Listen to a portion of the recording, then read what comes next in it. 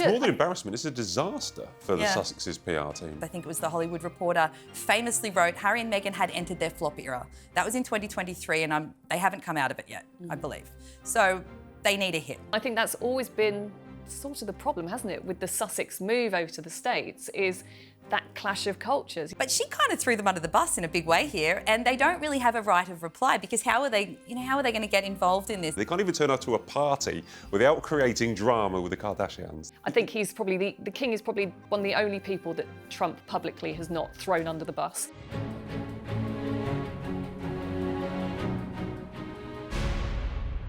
Welcome to Royal Exclusive, where this week Andrew is back in the saddle and trotting around Windsor with Princess Beatrice.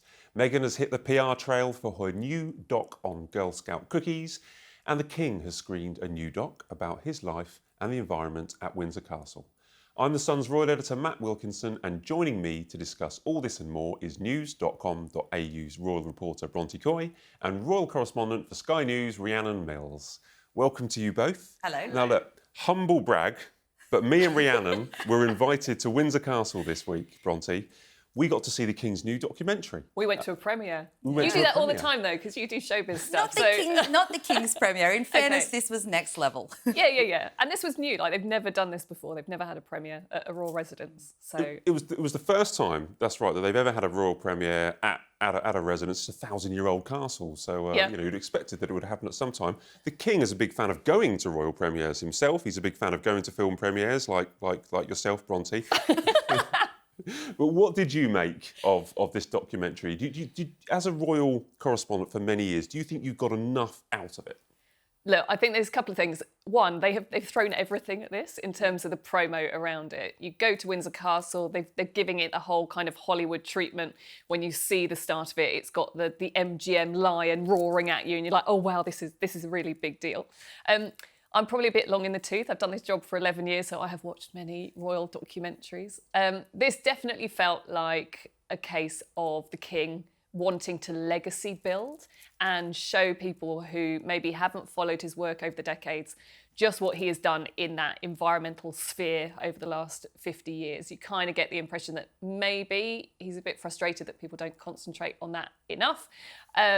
I thought there were some lovely kind of lighter moments. We were talking about it, him feeding chickens and talking about how he likes baked potatoes. And we don't always get that insight, do we, into the man, the monarch. But I thought it could have maybe gone further. He wasn't really questioned very much. He wasn't kind of probed on, do you regret speaking out on the environment in the past? But I guess that was to be expected. It was in collaboration, wasn't it, with his King's Foundation charity. Well, it was very much almost his manifesto, because it's based on a book that he's previously worked on that's going to be republished. Harmony, his book's going to come out again. But I found it very sweet. I quite enjoyed seeing almost like Grandpa England pottering around his garden. Cluckingham Palace is what we saw, is where he keeps his chicken coop. He calls it Cluckingham Palace. I quite enjoyed it. I enjoyed watching him look back on the speeches of a young Prince Charles in his 20s. Giving his first environmental speech, almost like a proud kind of father watching himself deliver his speeches. I thoroughly enjoyed it. But you mentioned legacy, and that's a really interesting point, because I'm concerned that the King's legacy, Bronte, might, one day we'll look at his relationship with Harry or his relationship with Andrew. But this documentary is a real way to get a new audience. Over 200 countries will watch this, and we get to hear what he actually thinks on the environment. Particularly the way that he's serving it up through Amazon and the streaming service. Obviously, this is his passion area, as you said. We've been talking about it for a very long time, which was also reflected upon in the documentary. People used to make fun of him decades ago when it was less of the cool thing or the in thing to discuss climate change and environmentalism. Well, he mentions that. They don't hide from that, because in the 80s he said that he talks to plants, and part of the movie, they refer to the criticism or the laughter at him for talking to his plants. And yet now, of course, this is something that many people are concerned about and are discussing. So it does feel like the pinnacle of all those decades and his big moment to sort of bring it all together. And just going back to the actual setup, what an incredible spectacle at Windsor Castle, the first premiere they'd held there, this 1,000-year-old castle. I thought it really was a display of bringing in that A-list star power and being able to platform the thing that he cares about so much. Whether people watch it will be the next part. Now that when it gets released, we obviously pay a lot of attention to the numbers that our Montecito sort of royals release. But with this one, it will be interesting because obviously the premiere did get a lot of attention because of the power he's able to wield in terms of bringing in influential people. But he'll want a lot of eyes on the screen to actually pick up that message and see this side of him. So that will be very interesting to see. You talk about the A-list celebrities. I mean, Kate Winslet narrates it, and she also was there at the premiere, and she gave a lovely little speech. There was Benedict Cumberbatch was there, lots of their friends like Alan Titchmarsh, Jules Holland, Rod Stewart. But Prince and Princess of Wales were not there. We don't know why. We have asked, but we haven't actually got an answer why they didn't attend. You'd have to assume, okay, sorry to speak for them for a moment. I was thinking about this. I think it would have been nice if they went, but I suppose if you were to imagine their perspective on it, when Catherine turns up at any event, but particularly a black tie gala premiere scenario, obviously the front page, all eyes, everything is going to be about what she's wearing and how she looks because, you know, she does wonderful work, but of course she also looks very glamorous doing it and often that's what people want to see. So I suppose that element of not wanting to overshadow the messaging or overshadow the King's big night could have been part of it. But as you say, there hasn't been anything officially released about that, although the Duchess of Edinburgh was there. The only problem is, though, like in some ways they are so aligned now on what they're talking about.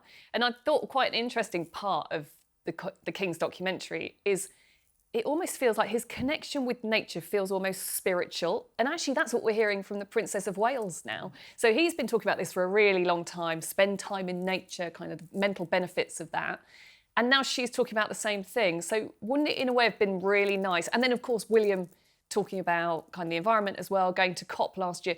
So in a way, wouldn't it have been nice to have seen them kind of Queen, King, Kate, William there on the red carpet all together? Yeah, kind of talking about this is what I've said in the past about the environment, and actually this is what we're now doing for the future. I also thought, though, what was quite interesting about this documentary is that it was sort of drawing our attention onto the fact that people did used to think what he said was controversial, a bit daft, and how interesting to draw our attention back onto that when actually he's manoeuvred into being monarch and people haven't really talked about, oh, is he meddling? Is he sticking his nose in?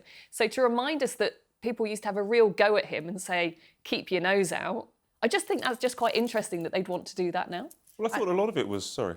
No, you go on. Well, I thought a lot of it was almost like the King saying, see, I was right. That's what I was going to say. Which is quite nice, isn't it? Being able to sit back and go, so yeah, you have told to you have so. the criticism, you know, the laughter at him or the architects criticising about his complaints about the City of London and carbuncles on the side of the museum. But it was almost a way of him sitting there going, you all laughed at me, but you all agree with me now. Yeah. It was basically what I was going to say. Right. It is sort of that messaging of things may seem very radical back then, but maybe we shouldn't always just dismiss it. And it did feel like that was maybe a little bit of a dig in there and a valid one because he was ridiculed for it.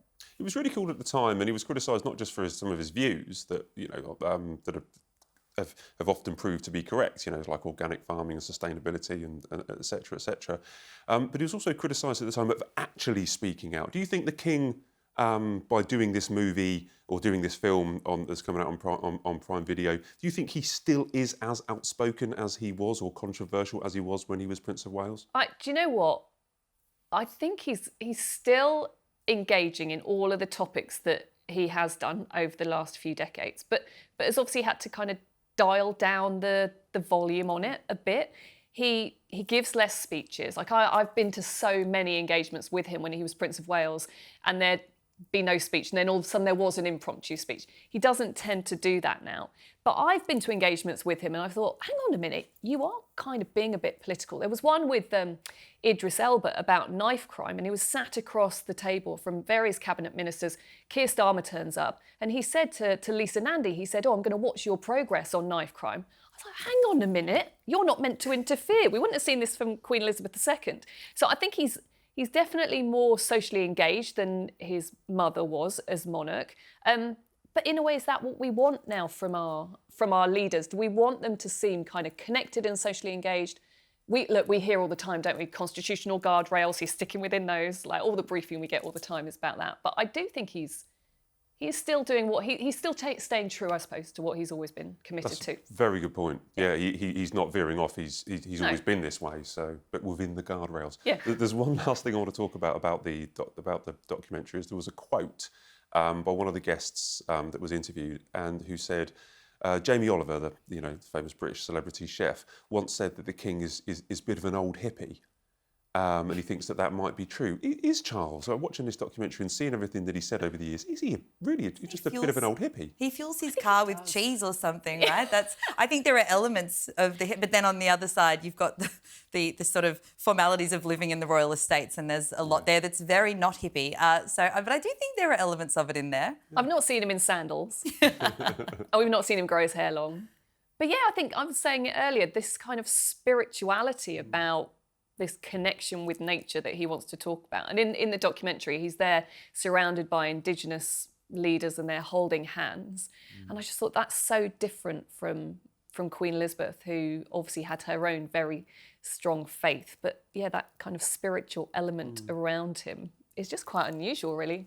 Yeah, maybe he is a bit of a hippie. Bit of a hippie. Very sweet film, I've got to say. I quite enjoyed it. But it's been a tale of two premieres, maybe, this week, because we've also had Harry and Meghan appear, I think it was, is it the Sundance Festival in Salt Lake City? And this is about Cookie Queens, a show which they've got on board, hasn't gone to Netflix.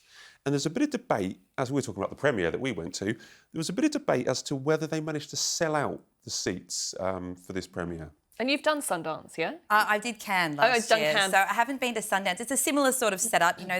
You premiere your films and they go to market and people get into bidding wars over them. And we'll see who buys Cookie Queens. But to your point, of course, there were two premieres this week. And on the one hand, there was that big, spectacular, regal backdrop of Windsor Castle with this real A-list presence. And so there's a few parts of the Meghan and Harry premiere. So, of course, they've turned up at Sundance to premiere Cookie Queens. And they're the executive producers. I did look at the crew list, and there appears to be about 12 executive producers, but they are obviously the most famous. And there was a lot of debate about whether the premiere and the attendance was a success or not. So on that front, it appears that there were at least 60 seats empty when it started. Now, some people may not have turned up. It was pointed out that the premiere was at 9 a.m. on a Sunday. And let me tell you, having been at one of these festivals, not a lot of people are doing things at 9 a.m. on a Sunday. The streets were pretty much empty. So there's that element to it. But on the flip side, the reviews have been very positive, which, back in 2023, as I think it was The Hollywood Reporter famously wrote, Harry and Meghan had entered their flop era. That was in 2023 and they haven't come out of it yet, I believe. So they need a hit. They really need a hit. So on the one hand, in terms of how they would probably be viewing this week, the reviews are good. We'll see if the show then, gets eyeballs on the screen. That's the next step. Having critics enjoy it on that level is one thing, but actually getting people to watch something that is quite niche is a whole other issue. But in terms of the relevance of their status at the moment in Hollywood, when I heard the debate about the attendance, the reality is I would have thought there would be a line out the door. If Windsor Castle had allowed a wait list for that premiere the other night, I believe it would have been miles long. And when you picture Harry and Meghan on their royal engagements, of course, there were thousands of people would show up to see them. So I wonder if they're viewing it as Hollywood producers in that they've had good reviews for their show, fantastic, or are they viewing it in terms of their status and their ability to bring in a crowd, which is that they weren't able to pack out the theatre, it seems. And so I do wonder on that level, it brings up questions about their relevancy and ability to draw a crowd, which I think there would have to be some alarm bells over that at this point. Well, the Sussexes seem to insist that it was sold out, all the tickets had gone, but it was a Sunday morning. Most of the seats were filled by the time that it started, but recollections may vary again. Maybe there's probably both sides of the stories are true. Mentioned there about Cookie Queen's flop era. Will this movie that they're doing about US Girl Scout cookies, is that going to get them out of this so-called flop era? So I was looking at the reviews as well, and actually they seem to be largely positive. Some people saying, yeah, it is quite saccharine, it's a bit sweet, but actually there's some nice storytelling in it. Kind of taps into current social issues like a bit of racism and kind of poverty and all sorts of things like that. yeah, as you say, the reviews are good. And ultimately, those festivals, by the sounds of it, are all about flogging your film and trying to get the widest distribution possible. So they will be hoping, no doubt, that they can get signed up by somebody who will push this project everywhere to the widest possible audience. The problem is, in this country, does that story really resonate? Like the whole Girl Scout cookie thing, it's not part of our culture, is it? And I think that's always been sort of the problem, hasn't it, with the Sussex move over to the States, is that clash of cultures. Yeah, we share a language, but we're quite different from kind of the Americans. So it's how much will that film feel like it resonates here? And I also think with the Sussexes, it is, and they will find this really hard, it's always about the optics, isn't it? So immediately we are drawn to the fact that maybe people didn't turn up to watch it. Oh gosh, right, interest in them is waning. But look, they're obviously trying still to kind of push into this kind of content creation world. They've now got this first look deal with Netflix, which some people have said was a demotion. Others have said, well, no, hang on a minute. Remember, the Obamas have got a first look deal with Netflix. So it's whose messaging do you believe? Yeah. But also the optics again of Harry basically flying over to the States straight off being in court for his court case against Associated Newspapers. Two completely different lives there. Well, exactly, yeah. And how do you balance those two kind of aspects of their life? In terms of the British audience, it's a great point too, because this needs to be a global hit, really, to get the numbers that they need to see, to get out of this flop era. And it is.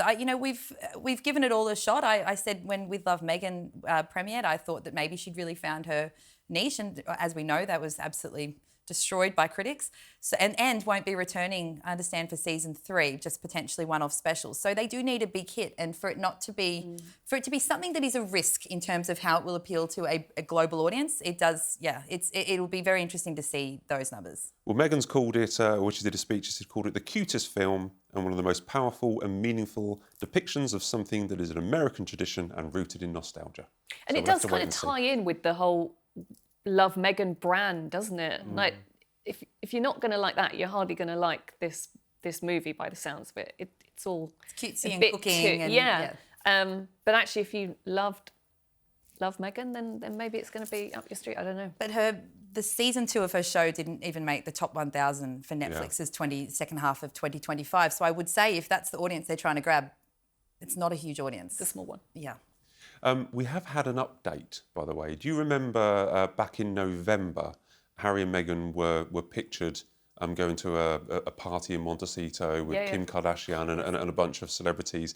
And at the time, I think Harry was wearing a poppy. It was just before Remembrance Day. And there was a bit of debate as to whether that picture should have been released, who released it, because within hours, it was then taken down. Kim Kardashian has, have you seen this, by the way? Have you seen Yes. Kim Kardashian has come out on a podcast and put the record straight. And I think it looks a little bit embarrassing for Harry and Meghan. I'll just read you what she said. She said basically, we were given permission, we were in communication with the Sussexes, we put it out. It was totally cool to post. And then after it was posted, I think they realised it was Remembrance Day and they didn't want to be seen at a party, even though it's already up. And then I think they realised, like, oh, this was so silly. They seem to have fallen out with the Kardashians about this now. I know. Do you fall out with the Kardashians? It depends. When either side needs you again, you'll probably get brought back in. This was very interesting because the Kardashian PR machine is sort of palace level in terms of its slickness. This felt a lot like, and the words were very soft, and she said, "Oh, Meghan has such a sweet relationship with my mum, obviously Kris Jenner." But she kind of threw them under the bus in a big way here, and they don't really have a right of reply because how are they going to get involved in this in terms of a back and forth? It would begin to look like a conflict. So the way that she said it, and she also pointed out that she thought they should have just lent in when all the noise got really loud around the pictures. So she's also sort of slightly rebuked their reaction to it. I feel like it was very embarrassing for Harry and Meghan to have the story put out there by Kim, who was the person who deleted the pictures. So we're going straight to the source. There was a lot of speculation at the time about what had happened, but now we know directly that they did go away from that party and think, ooh, maybe that wasn't a great idea. And I do think they got thrown under the bus. It's more than embarrassment, it's a disaster for the Yeah. Sussexes PR team, no? I just think it's slightly idiotic to think that a picture can appear on the Kardashians' socials and disappear without anybody commenting on it or reporting Picked up on it immediately. I just think they should have gone with it, shouldn't they? They just should have left those pictures out there, owned it. Look, they want to be part of that. Well, certainly Meghan, it seems, wants to be part of that kind of Hollywood circle, but also the idea that it would just disappear. I just think they in a way made it into more of a story. They've now made it into a them against the Kardashians, and so I don't see how anyone's a winner from that. And actually, in some ways, they made it a report about, oh gosh, it was around remembrance. Would we necessarily have reported about it in that way? I'm not sure. Would have we probably necessarily been discussed would. a little bit months on. Think about, like, we are months on, well, a couple of months on, and now it is again a big story because of that. They made it one. I do think that was a PR disaster. But then you've got Harry's links, of course, with veterans and how close to his heart the whole idea of remembrance is. So I kind of get that, but I just think they made it into more of a story than it needed to by saying, get shot of those pictures. They bring drama.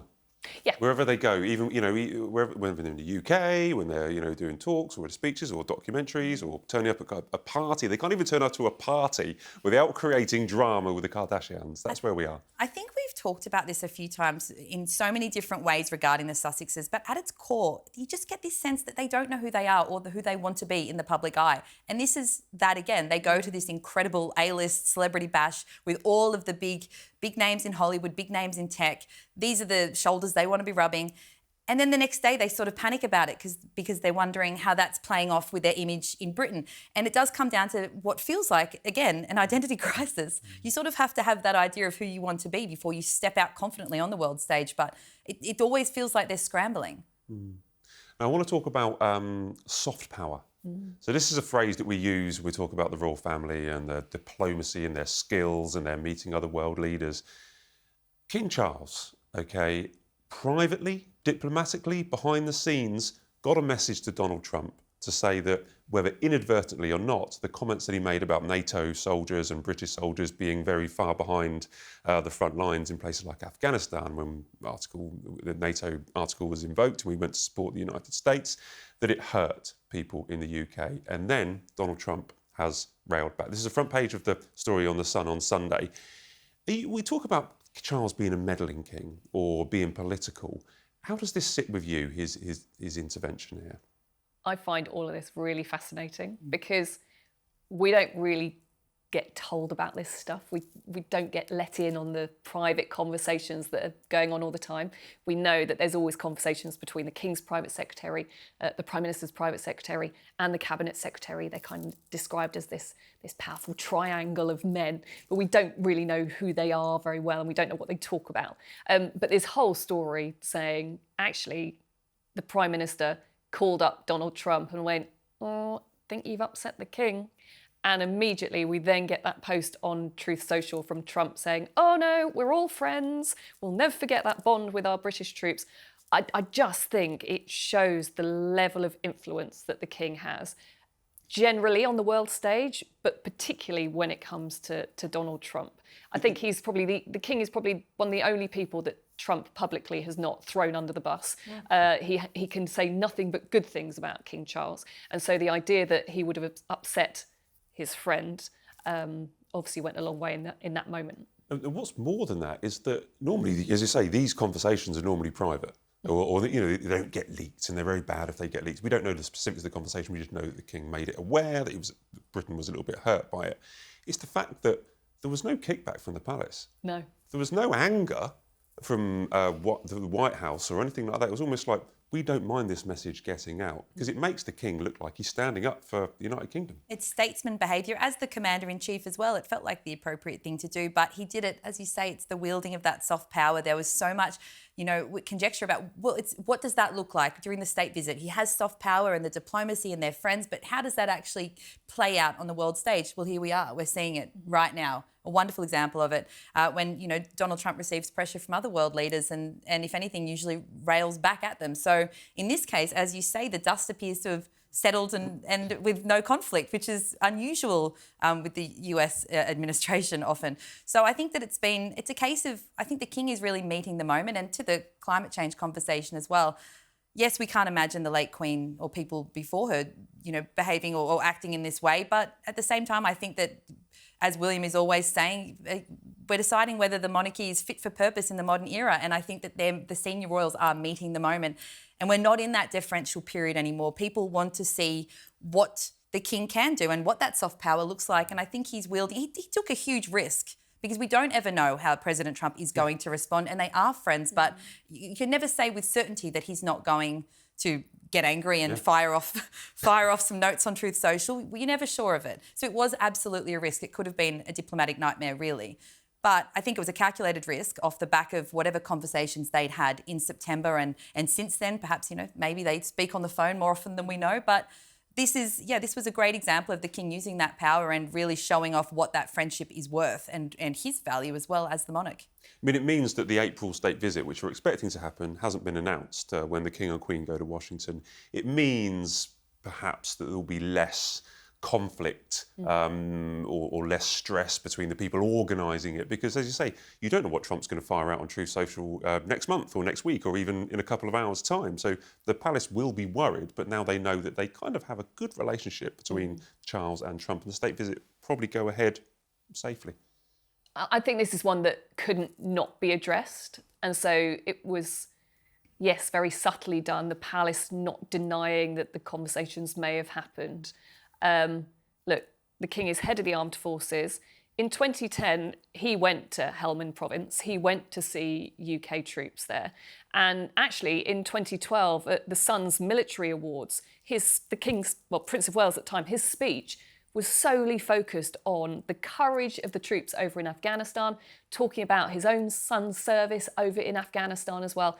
This is a man who obviously was deeply personally touched by what he saw in Afghanistan. So in some ways, who better to have a quiet word in the ear of Donald Trump about what it was actually like over there. So I think it was an issue that needed to be dealt with if that trip to America is to go ahead in April. In the end, though, it is down to Number 10 and the Foreign Office to decide what royal deployments are really appropriate. They keep telling us that, don't they? They keep saying, it's on the invitation of the government. Like, we'll have Prince William will be going to Saudi Arabia, and we'll be going to cover that. And that was on the invitation of the government. It's not the King's choice or William's choice where they go, so they tell us. But it was also not just a tale of two premiers, a week of two premiers we're talking about, but it was also a tale of two royals speaking out about Trump's post about soldiers being behind enemy lines or behind the front line, because Prince Harry had his say as well, Bronte. Yes, it was quite an emotional statement. And then, and obviously he served 2 tours in Afghanistan, and you can imagine why this, it evoked such emotion from him, and I can understand why he spoke out. What I did find interesting to take it off topic just slightly, I found it interesting that he does appear to be taking a few more risks when it comes to the president in terms of this latest statement where it's, he doesn't directly call out Donald Trump, but it's very clear what he's referring to when he hits back with this statement about, the significance of touring in Afghanistan and the bravery of the people that were there. But also the Stephen Colbert appearance that he did at the end of last year, where he made a joke or a dig at Trump about saying about the king. He said, "You've elected a king," and it's obviously in reference to protests against Donald Trump. All this to say, I do think it interesting because he and Meghan went very quiet on criticisms of the US government for some time there, while there was all that conversation around his visa status, because there were allegations he may have lied on it, and Donald Trump had alluded to the fact that he could potentially take action. And so I do think it's interesting that he does obviously feel that he can stick his neck out a little bit more at the moment. But more to the point, I think the King's, I don't think the US president would have had any sort of reaction to that at all, but I can understand why he spoke out, but in terms of how the two acts played out, the King's quiet diplomatic back channel and Harry's statement, the King's obviously has had the effect. Well, I feel Harry was talking as a soldier. Harry's statement was as a former serviceman talking about, I served in Afghanistan, and I'm speaking on behalf of all my colleagues. And we had lots and lots of other people who'd served in Afghanistan saying very similar, whereas the King was acting as the head of the armed forces, the commander-in-chief, and so he had more of an impact. But also Harry's, you're suggesting that, he's more prepared to kind of shoot his mouth off. Harry's statement, though, did, and whether this was just happened this way, his statement did come after Keir Starmer had responded. Right. So Keir Starmer had already come out and called it out and said, you can't say this. This is inaccurate.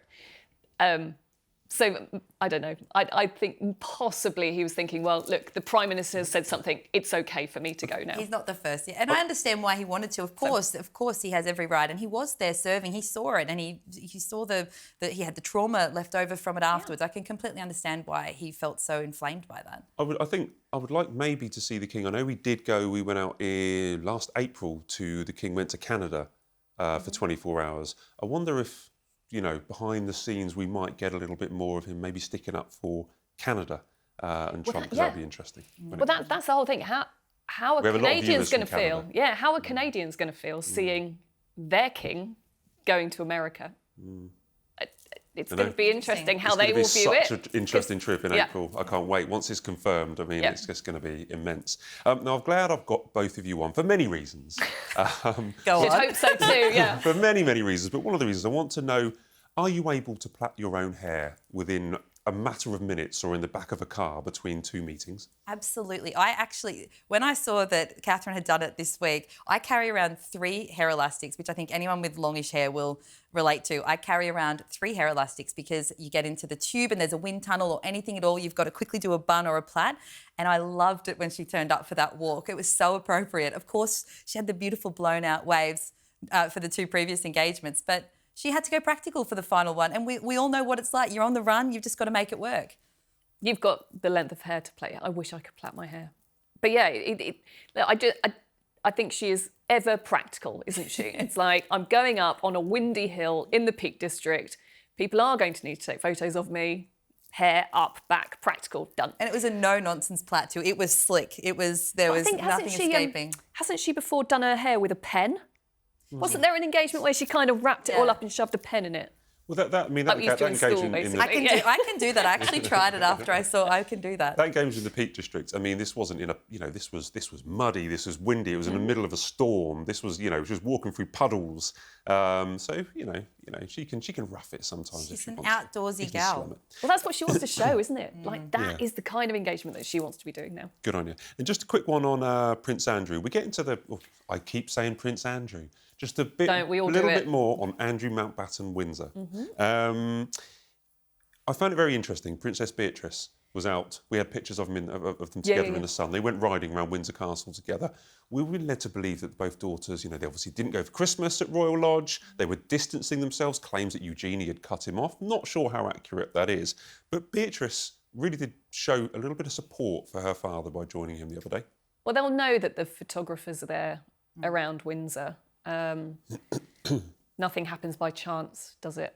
But yeah, it's so difficult to know what that relationship is now between father and daughters. I just think it was so telling that you saw both of them with the royal family on Christmas Day, and that sense of the family really wrapping their arms around those 2 girls through what must have been a horrendous few years, and particularly difficult few months leading up to Christmas, and the mental toll that it will have taken on them as well.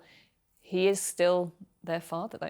Yeah, at the end of the day, that is it. He's their father. You do not envy their position at all. You have to assume they probably were given the same version of events that the rest of us were, that the King was, particularly with the Newsnight interview and the narrative that Andrew has been putting forward.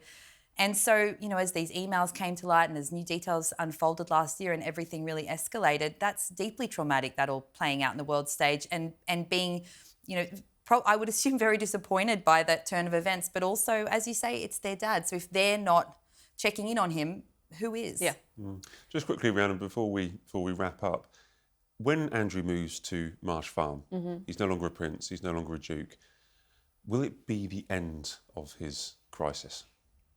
He has no way of coming back into any kind of public life. And I think the actions of the royal family last year, and particularly the King, was their attempt to kind of draw a line under any criticism that they may face as a result of Andrew and his links to Epstein.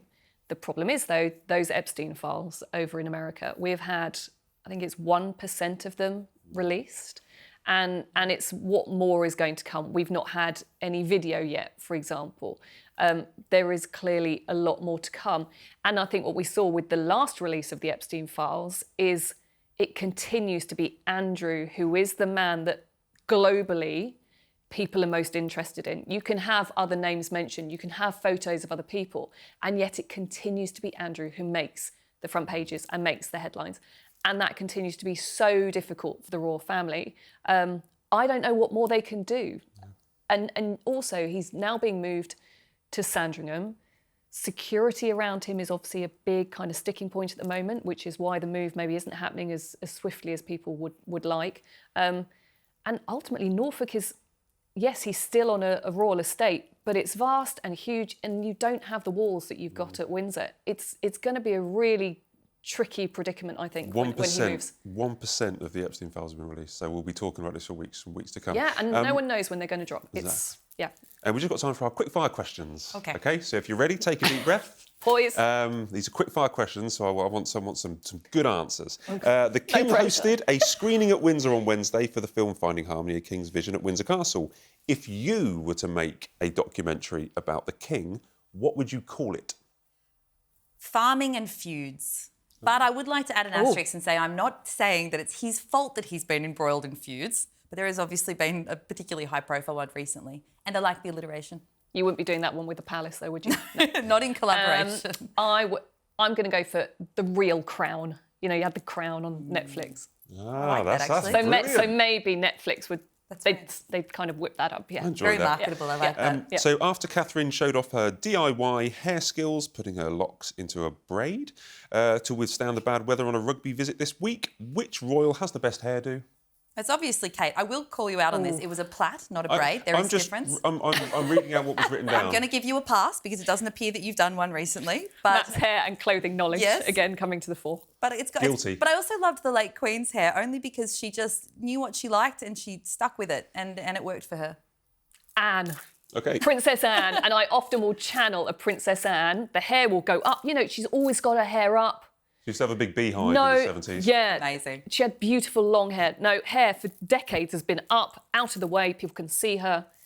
Yeah, I often channel Princess Anne when it's windy. Hair up. They're pinned to my head. Yeah. And finally, as it's revealed, £10 curry dishes will be served up to Sandringham visitors with meat from the King's estate. Which royal would you like to have a curry with? Ooh. I reckon Camilla. I think I'd have to go with Camilla. She just seems like fun. I'm always saying her when it's a social thing. Do you know what, William? Because the last time that we went to India, before that trip, he said, I'm not keen on really hot curries. So I'd like to see if his palate has changed, especially with all those rumours that Earthshot's going to be in India. See how he's getting on with his curries. He'll have a tame booner. Yeah. Won't he? A tame booner and one pint. There's nothing wrong with that. I think that's fine. I think that's Lovely. okay. Thanks, guys. Been through a lot. And was good. really appreciate having both. Busy week. Thank you. That's all we have time for on this week's Royal Exclusive. Thanks so much for watching. Please leave your comments below as usual. And remember to subscribe to us here on our new Royal Exclusive YouTube channel for the latest royal news.